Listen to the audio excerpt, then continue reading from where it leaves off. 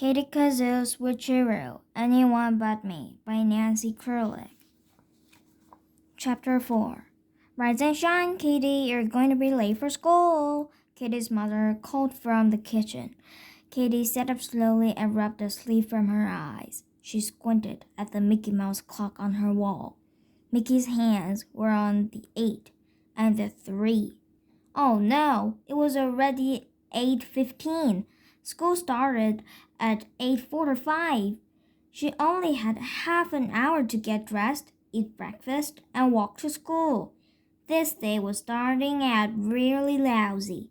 Her mother had put out Katie's clothes for the day, a bright yellow satiny blouse and black jeans. The outfit was very cheerful, but Katie wasn't feeling cheerful today. She went to her closet and pulled out a gray sweatshirt and jeans instead. That's how she felt. Blah! Like a gray, cloudy day. As Katie came into the kitchen, her mother noticed her new outfit. Not in the mood for yellow, huh, kiddo? She asked kindly. Katie shook her head. Did you have an argument with Suzanne or Jeremy? Her mother guessed. No, Katie answered. So, what's wrong? Her mother asked.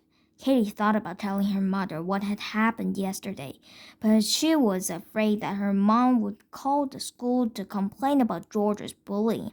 Imagine how mean George would be to her if that happened. Nothing's wrong, Katie lied to her mother. I'm just tired. Her mom didn't say anything, but Katie could tell she didn't believe her.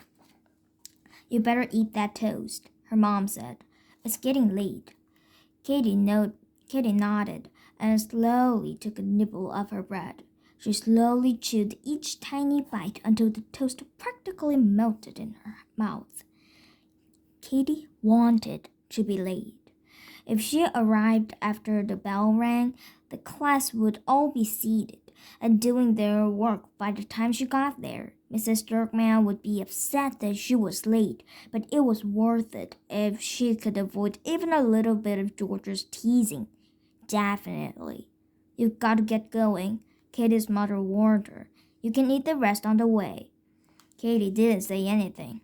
She slipped on her backpack and headed for the door. Have a good day, kiddo, her mother called. By the time Katie finally reached the school, everyone was inside the building. Katie stood outside by her classroom window. She watched as her classmates scrambled into their seats. Katie knew she should hurry inside, but her feet just didn't seem to want to move. Just then, the wind began to blow. It started out as a slow and gentle breeze, but within seconds, the wind was swirling round and round like a tornado. The weird thing was that the wild wind was only blowing around Katie. The leaves on the trees were moving. The bushes weren't moving. Even the flag up on the flagpole wasn't moving. What was going on? Katie was really scared. She wished she were inside, away from this wind. She hugged herself tightly and closed her eyes. And then, suddenly, everything was calm again. The wind had disappeared as quickly as it had started. Katie stood perfectly still for a moment, waiting to see if it would start up again. Finally, when she was sure the storm was over, Katie slowly opened her eyes. Everything seemed blurry. Katie blinked really hard. Nothing changed. She still couldn't see very well, but she could smell really well, and her nose was twitching. Katie stood up tall and sniffed at the air. All around her were yucky smells: salami, egg salad, old sneakers. It was hard to tell where each smell was coming from. The scents were all mixing together. Katie hadn't only become a champion smeller, she could also hear really well. Too well, in fact. Everyone in the classroom seemed to be shouting. All the noise was making her nervous. Katie could feel her heart beating really, really fast. Now Katie was really scared. She wanted to run right home, but her parents were probably at work by now. There was no one at home to take care of her. If Katie didn't show up at school, Mrs. Jerkman would phone her mother for sure. Katie definitely did not want that to happen. She ran towards the classroom. She'd have to hope her sight got better. Bam! She bashed right into a solid glass wall. That was weird, Katie thought. There hadn't been a glass wall there before. What's going on here?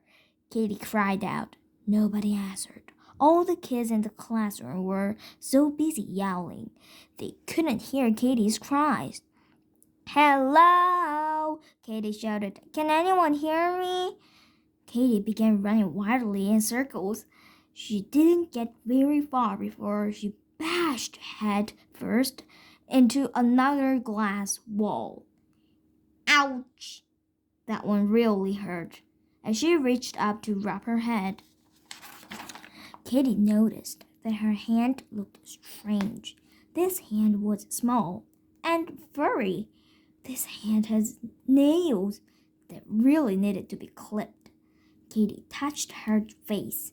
Her cheek felt big and round like huge empty pouches, and her face was all hairy. Quickly, Katie looked down at her body. Ah! She cried out, I'm naked! Actually, she wasn't completely naked. Her back and stomach were covered with orange-brown fur. And that's when Katie realized what had happened. She wasn't outside anymore. She was inside, in a hamster cage. She'd become Speedy, the class hamster. Katie tried to scream, but the only sound that came out of her mouth was a loud squeak. That's the end of today's Katie Kazoo Switcheroo Anyone But Me story. Did you like my story? Then push the thumbs up sign or the subscribe button, please. Bye. Thank you for listening.